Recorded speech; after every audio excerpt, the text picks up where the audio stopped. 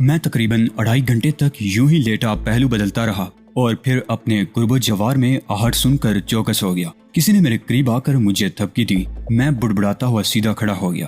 وہ اینڈریو تھا۔ اس کے اشارے پر میں آہستہ آہستہ چلتا ہوا اس کے پیچھے چل دیا۔ وہ جس کمرے میں داخل ہوا یقیناً وہ اسی کا کمرہ تھا۔ شرل کے بیان کے عین مطابق دائیں جانب صوفہ پڑا تھا۔ میں صوفے پر ڈیر ہو گیا۔ میری آنکھوں میں نیند دیکھ کر اینڈریو نے مجھے صوفے پر لٹا دیا اور خود کہیں چلا گیا۔ اینڈریو کے کمرے میں مجھے 3 گھنٹے انتظار کرنا پڑا۔ تقریباً 9 بجے کے قریب جب کہ میں نیند اور بھوک میں بے حال ہو چکا تھا، اینڈریو اپنے ایک آدمی کے ہمراہ دفتر میں داخل ہوا۔ ہاں بھائی شرل، سنائیے رات کیسی گزری؟ تم مارگیٹ کی طرف تو شاید گئے ہی نہیں۔ وہ خوشگوار لہجے میں بولا۔ اوہ اچھا مارگیٹ، کچھ سمجھ نہیں آئی کہ مجھے کیا ہو گیا تھا۔ ایسا بے سود سویا کہ ابھی تھوڑی دیر پہلے ہوش آئی تو خود کو آپ کے کمرے میں دیکھ کر ششدر رہ گیا۔ شاید سوتے میں ڈائننگ ہال سے اٹھ کر میں مارگیٹ کی طرف جانے کی بجائے ادھر آ گیا تھا۔ میں نہایت کامیابی سے شرل کی آواز کی نقل اتار رہا تھا، اور پھر مارگیٹ کا کیا بنا مجھے تو اس بارے میں ابھی تک کوئی رپورٹ نہیں ملی۔ شرل جانا ذرا کیبن میں جھانکنا، مارگیٹ چلی گئی ہے یا سو رہی ہے، اینڈریو نے کہا، اور شرل باہر نکل گیا۔ اس کی واپسی 5 منٹ بعد ہوئی۔ اس کے ہمراہ مارگیٹ بھی تھی۔ لگتا تھا کہ شرلز کے کیبن میں پہنچنے سے قبل ہی مارگیٹ کلب سے نکلنے کے لیے بالکل تیار ہو چکی تھی۔ رات کدھر رہ گئے تھے؟ مارگیٹ نے براہ راست مجھے مخاطب کیا۔ میں دراصل زیادہ پی گیا تھا، میرا سکہ کہیں گر پڑا تھا اور پھر اسے تلاش کرتے کرتے ہی مجھے نیند آ گئی۔ ایسا پہلی بار ہوا ہے، وہ شکایتی لہجے میں بولی۔ ہاں، اور شاید آخری بار بھی، کیونکہ میں نے فیصلہ کر لیا ہے کہ اب کبھی بھی اتنی زیادہ نہیں پیوں گا۔ ٹھیک ہے، میں اب جا رہی ہوں، اگلے بدھ کو پھر ملاقات ہوگی، مارگیٹ نے کہا اور کولے مٹکاتی ہوئی باہر نکل گئی۔ رات کو جب میں نے مارگیٹ کو دیکھا تھا تو روشنی زیادہ نہ تھی۔ اب دن کے اجالے میں وہ کسی آفت سے کم نہیں معلوم ہو رہی تھی۔ وہ مغربی حسن کا شاہکار تھی۔ شرل نے واقعی بڑے کام کی چیز پھانس رکھی تھی۔ میرے بیٹھے بیٹھے ہی 3 اور آدمی آ کر صوفوں پر بیٹھ گئے اور پھر ہمیں اینڈریو کی آفس میں ایک بے تکلف ناشتہ کروایا گیا۔ ناشتہ کرنے کے بعد ہم تمام لوگ آفس سے نکال دیے گئے۔ شرل کے مطابق اینڈریو نے لیبارٹری جانے والے خفیہ گیٹ کو کوڈ نمبروں سے کھولنا تھا، اور یوں دروازہ کھولنے کا طریقہ لیبارٹری میں کام کرنے والے افراد کو معلوم نہ ہو سکتا تھا۔ ہم ہر بدھ کو لیبارٹری سے نکالے جانے والے 4 آدمی تنظیم کے اعتماد کے آدمی تھے۔ تنظیم کو اس بات پر پورا بھروسہ تھا کہ ہم کسی اور کے سامنے لیبارٹری کی نشاندہی نہ کریں گے۔ باقی تینوں اشخاص کے نام مجھے شرل نے بتا دیے تھے۔ کھانا کھانے کے دوران باتوں باتوں میں ان تینوں کی پہچان ہو گئی تھی۔ اگر میں لیبارٹری کے اندر کا نقشہ کھینچنے بیٹھ جاؤں تو داستان طویل ہو جائے گی۔ یوں بھی بعض سائنسی آلات اور سائنسی اصطلاحات سے نابلد ہونے کی بنا پر میں صحیح طور پر اس کا نقشہ بیان نہیں کر سکتا۔ اینڈریو نے ہمیں جن سیڑھیوں کے راستے لیبارٹری میں اتارا، ان میں ہم اس کے بیڈ روم سے داخل ہوئے تھے۔ لیبارٹری نیو یارک سے بہت دور نہیں تھی اور زیر زمین ایک شہر کی طرح پھیلی ہوئی تھی۔ اس میں داخل ہونے کے یقیناً بہت سے دوسرے راستے بھی تھے۔ بہرحال کامن انٹرسٹ کے بین الاقوامی سطح پر قائم کردہ مختلف پروجیکٹ انہی نت نئے تجربات کے مرہون منت تھے۔ بنیادی اصول اور فارمولے اسی لیبارٹری میں وضع کیے جاتے تھے اور ان کو پرائمری تجربات سے گزار کر پروجیکٹ پر بھیج دیا جاتا تھا۔ اس طویل و عریض زیر زمین لیبارٹری میں بہت سے شعبے قائم تھے اور ہر شعبے کا ایک ہیڈ تھا۔ ڈاکٹر تنویر شعبہ سرجری، ہڈیوں کے جوڑ توڑ اور ان کی تبدیلی سے متعلق شعبے کا انچارج تھا۔ دنیا جہان کی جدید ترین ریسرچ، نظریات اور تجربات کے بارے میں تازہ ترین لٹریچر اس لیبارٹری میں پہنچتا رہتا تھا۔ ڈاکٹر تنویر کو دیکھ کر مجھے سخت حیرت ہوئی۔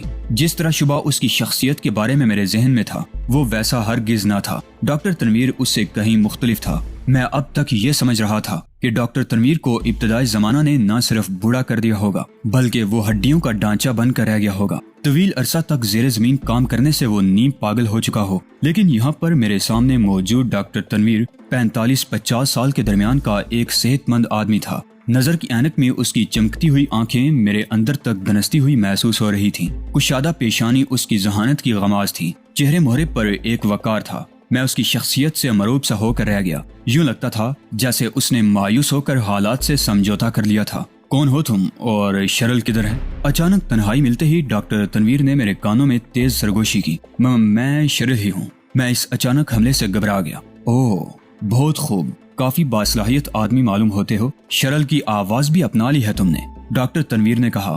چند لمحے میری آنکھوں میں دیکھتا رہا اور پھر بولا، جانتے ہو میں شعبہ سرجری کا سربراہ ہوں۔ انسانی چیزوں کے ایسے خول تو میں آنکھیں بند کر کے بھی پہچان لیتا ہوں، کیونکہ اس قسم کے خول ہم ایسے لوگوں کی زیر نگرانی ہی میں بنا کرتے ہیں۔ سچ سچ بتا دو تم کون ہو اور کس مقصد کے لیے لیبارٹری میں آئے ہو؟ ڈاکٹر تنویر نے کہا اور میں نے سوچا کہ میرا بانڈا بالکل پھوٹ چکا ہے۔ میں صفائی میں کچھ بھی نہیں کہہ سکتا تھا۔ اگر میں نے مزید ٹال مٹول سے کام لیا تو ہو سکتا ہے غلط فہمی میں ڈاکٹر تنویر مجھے بے نقاب کر دے۔ میں لندن سے آیا ہوں اور مجھے عبد الجبار نے بھیجا ہے۔ میں نے شرل کو قتل کر کے اس کا روپ اپنا لیا ہے اور لیبارٹری میں آن پہنچا ہوں تاکہ اس لیبارٹری سے آپ کی خلاصی کا ذریعہ بن سکوں۔ اوہ میرے عظیم دوست، ڈاکٹر تنویر نے جذبات سے مجھے گلے لگا لیا۔ وہ خود کدھر ہے؟ لندن ہی میں ہے۔ تمہارا نام کیا ہے؟ توقیر۔ توقیر؟ کیا تم امریکی یا انگریز نہیں ہو؟ جی نہیں، میں پاکستانی ہوں۔ عبد الجبار سے تمہارا کیا تعلق ہے؟ وہ میرا دوست ہے۔ تمہیں یہاں تک پہنچنے میں دشواریاں تو بہت سی پیش آئی ہوں گی۔ یہ بہت طویل داستان ہے ڈاکٹر، اصرار، خلوص اور جدوجہد کی ایک لازوال کہانی ہے۔ آپ کے لیے اس لیبارٹری تک پہنچنے کے لیے ہمیں بہت سی جانوں کا نذرانہ دینا پڑا۔ عبد الجبار کو کامن انٹرسٹ کے مقابلے میں ایک تنظیم بنانی پڑی۔ وہ برسوں کامن انٹرسٹ کے گرگوں سے ٹکراتا رہا، مگر شاید یہ سعادت قدرت کی طرف سے مجھے عطا کی جانی تھی۔ میں جیسے بھی پہنچا ہوں، بہرحال آپ تک پہنچ گیا ہوں۔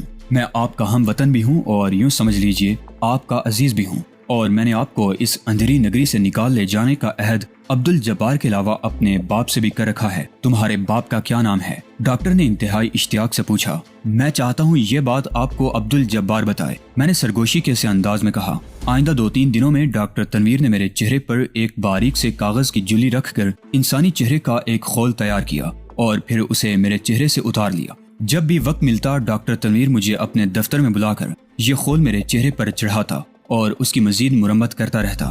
جب یہ خول تیار ہو گیا تو ڈاکٹر تنویر نے اپنے چہرے پر چڑھایا۔ یہ خول ڈاکٹر کے چہرے پر اتنا فٹ آیا کہ میں خود بھی حیران رہ گیا۔ ڈاکٹر نے چہرہ میرا استعمال کیا تھا اور خول اپنے لیے بناتا رہا تھا، لیکن اس خول کا کرنا کیا تھا اس کی مجھے کوئی خبر نہ تھی۔ ڈاکٹر تنویر نے اپنے چہرے سے یہ خول اتار کر لیبارٹری میں کسی جگہ چھپا دیا تھا۔ میں نے سنا ہے کہ آپ کو عنقریب اسرائیل روانہ کیا جا رہا ہے، یہ تمہیں کس نے بتایا؟ ڈاکٹر تنویر نے ایک تشویشناک کرا نکالتے ہوئے کہا۔ پیٹرسن نے۔ پیٹرسن؟ کیا تم پیٹرسن کو جانتے ہو؟ ہاں، اس کا مطلب ہے ہمیں جو بھی کرنا ہے جلد از جلد کرنا ہے۔ ڈاکٹر سوچ میں ڈوبے ہوئے لہجے میں بولا۔ یہ میری خوش قسمتی تھی کہ میں یعنی شرل ڈاکٹر تنویر ہی کے عملے کا رکن تھا، اس سے ہمیں ایک دوسرے سے باتیں کرنے میں دقت نہیں ہوتی تھی۔ ابھی ہم یہ باتیں کر ہی رہے تھے کہ اچانک ایک عجیب قسم کی مدھم سرسراہٹ سن کر میں چونک اٹھا۔ میں نے سرسراہٹ سے ڈاکٹر تنویر کو مطلع کیا۔ اس نے فوراً مجھے اپنے سے علیحدہ کر دیا اور اپنے کام میں مصروف ہو گیا۔ دوسرے ہی لمحے ہمارے ڈپارٹمنٹ میں کامن انٹرسٹ کے سرگنا افراد داخل ہوئے۔ ان افراد میں براؤن، پیٹرسن اور اینڈریو کے علاوہ 4-5 آدمی اور تھے۔ ان میں ایک آدمی نمایاں تھا، بعد میں پتا چلا کہ وہ چانڈیو تھا۔ ہیلو ڈاکٹر، کیسے ہو؟ چانڈیو نے خوش دلی سے ڈاکٹر تنویر کو مخاطب کیا۔ ٹھیک ہوں۔ جب سے عبد الجبار کے نام تمہارے خط کے باہر بھیجے جانے کی افواہ اڑی ہے، دل ٹوٹ سا گیا ہے۔ کیا تم یہاں خوش نہیں ہو ڈاکٹر؟ میری خوشی غمی سے کسی کو کیا تعلق؟ جہاں تک رکا باہر بھیجنے کا تعلق ہے، وہ میں پہلے بھی عرض کر چکا ہوں کہ میں انسان ہوں اور کبھی کبھار دوست احباب اور خون کے رشتے اس بری طرح یاد آتے ہیں کہ اس قسم کی جسارتیں کر لینے سے زندہ رہنے کی امنگ جوان رہتی ہے۔ عبد الجبار کے نام اپنے خط میں میں نے اپنے زندہ ہونے کی اطلاع دی تھی اور ماضی کے حوالے سے کچھ جذبوں کا اظہار کیا تھا۔ آپ لوگوں کے نقطۂ نظر سے میرا یہ خط کاغذ کا ایک بے ضرر پرزہ تھا۔ خیر، ایسی کوئی بات نہیں، ایسی باتیں ہوتی ہی رہتی ہیں۔ ہاں، البتہ تمہیں یہ جان کر خوشی ہوگی کہ ہم تمہاری خدمات اسرائیل کو سونپ رہے ہیں اور تمہیں عنقریب تل ابیب روانہ کر دیا جائے گا۔ تل ابیب کی خفیہ لیبارٹری کے بارے میں تم نے سن رکھا ہوگا۔ یہ ایک طرح سے تبادلہ ہے۔ ہم تل ابیب کی خفیہ لیبارٹری کے سب سے بڑے سرجن کی خدمات اس لیبارٹری کے لیے حاصل کر رہے ہیں۔ دراصل آپ کا خط باہر جانے کی وجہ سے اس لیبارٹری سے آپ کو منتقل کر دیا جانا اشد ضروری ہو گیا تھا، لیکن یہ تو بہت زیادتی کی بات ہے۔ میں تو یہ سوچ رہا تھا کہ آپ اب مجھے اپنے وطن واپس جانے کی اجازت دے دیں گے۔ مجھ سے آپ کا عہد یہی تھا۔ چانڈیو نے ایک کہا لگایا۔ ہم نے آپ کو اس لیبارٹری سے سب کدوش کر دینے کا عہد کیا تھا، وہ ہم کر رہے ہیں۔ تم اسرائیل پہنچ کر یقیناً خوش ہو جاؤ گے۔ ہم بعض دوسرے سٹاف کو بھی تمہارے ہمراہ بھیجیں گے۔ ان سائنسدانوں کے سربراہ تم ہی ہوگے۔ تم اپنے سٹاف میں سے جس کو چاہو اپنے ساتھ لے جا سکتے ہو۔ خود کو ذہنی طور پر تیار کر لو۔ اسرائیل کی حکومت کے سامنے ہمیں شرمندہ مت کیجیے گا، ورنہ کوئی اچھی بات نہیں ہوگی۔ چانڈیو نے ڈاکٹر تنویر کو تھپکی دی تو میں یہ تصور کر کے خون کے آنسو پی کر رہ گیا کہ اس وقت خود ڈاکٹر تنویر کی کیا حالت ہوگی۔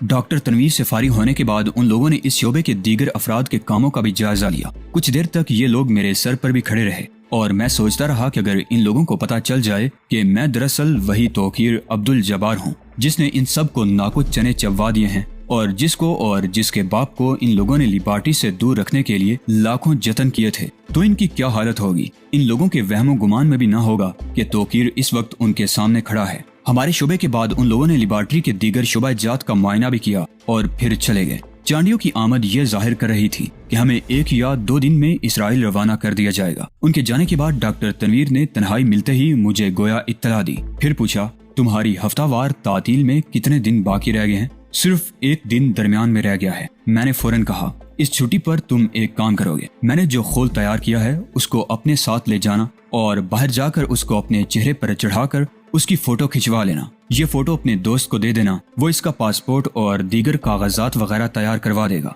हो सकता है हम यहाँ से निकलने में कामयाब हो जाएं। अगर ऐसा हुआ तो ये दस्तावेजात हमें न्यूयॉर्क से निकलने में मदद देंगी। ये खोल वापस लेते आना। बाकी 2 दिन भी प्लानिंग करते गुजर गए। कोई हतमी फैसला नहीं हो रहा था। डॉक्टर को इसराइल जाने की खबर ने बौखला दिया था। बहरहाल बुध के रोज मैंने उस खोल को अपने जिस्म के अंदर छुपाया। ठीक 4 बजे हम चारों आदमियों को एक सिक्का और खासी रकम देकर लिबर्टी से बाहर निकाल दिया गया। हाल में तो मैंने क्या बैठना था, मैं सीधा वेस्टर्न होटल गया। जेरिको अपने कमरे में मौजूद था। रोजी की मदद से मैंने फोटो खिंचवाए और उससे दरखास्त की कि वो अपने ताल्लुकात की बुनियाद पर किसी फर्जी नाम से इसका पासपोर्ट और दीगर दस्तावेजात तैयार करवाए। मैं जेरिको के साथ ज्यादा देर नहीं रहना चाहता था। अभी मामूल के मुताबिक मुझे मार्गरेट से भी मिलना था और नाइट क्लब के हाल की रौनक भी दोबाला करना थी। इसलिए मेरे पास जेरिको से किसी मसले की तफसील में जाने का वक्त नहीं था। जेरिको से वापस होने के बाद मैं सीधा मार्गरेट की रिहाइशगाह पर गया। मालूम हुआ कि वो क्लब जा चुकी है। मैं भी सीधा क्लब ही चलाया। इतनी देर में रात के 8 बजने को थे। मेरी निगाहें हाल में मार्गरेट को ढूंढ रही थी कि किसी ने अकब से मेरी गर्दन नाप ली। मैं चोर तो था ही, गर्दन पकड़ने के इस अंदाज पर हड़बड़ा उठा। मैंने जल्दी से सर घुमाया और दूसरे लम्हे जमीन मेरे पांव तले से निकल गई और मेरा सांस सीने में कहीं अटक कर रह गया। मेरे अकब में एंड्रियो खड़ा था और उसकी आंखें शोले बरसा रही थी। वो मुझे इसी तरह से पकड़े हुए अपने दफ्तर में ले गया। दफ्तर में दाखिल होने के बाद एंड्रियो ने मुझे मेज के दूसरी जानिब धकेल दिया और खुद एक चक्कर काटकर मेज के आगे बिछी हुई रिवॉल्विंग चेयर पर आन बैठा। उसकी सांप ऐसी आंखों की चमक मजीद गहरी हो गई। उसका जुर्रियों भरा चेहरा तमतमा रहा था। मैंने सोचा अब खैरियत नहीं है। मैं तौकीर के तौर पर पहचान लिया गया हूँ और अब दुनिया की कोई ताकत मुझे मौत से नहीं बचा सकती। लेकिन काबिल गौर बात यह थी कि दफ्तर में एंड्रियो अकेला ही था। अगर मैं पहचान ही लिया गया होता तो एंड्रियो यूं तन्हाई में मुझे अपने साथ रखने की हमाकत न करता, बल्कि मैं कई एक स्टेन गनों की बाढ़ में होता और मुझे आने वाहिद में हथकड़ियों और बेड़ियों से आरास्ता कर दिया जाता। लेकिन ऐसा कुछ भी ना हुआ। न सिर्फ एंड्रियो मेरे सामने निहत्ता और तन्हा बैठा था, बल्कि यूं लगता था जैसे उसे मुझसे किसी हरकत की तवक्को न थी। तुम्हारी हरकतें मशकूक क्यों होती जा रही हैं? वो मेरी आंखों में देखते हुए गुर्राया। मैं कुछ समझा नहीं। क्या कोई गलती हो गई है मुझसे? मैं शरल की आवाज में मिनमिनाया। मैं फैसला कर चुका था कि जज्बात में आकर कोई गलती नहीं करूंगा। एंड्रियो की बात से जाहिर था कि अभी मैं मुकम्मल तौर पर शिनाख्त नहीं हो पाया था। तुमने पिछली बुध को इतनी शराब पी के सारी रात हाल में औंधे पड़े रहे।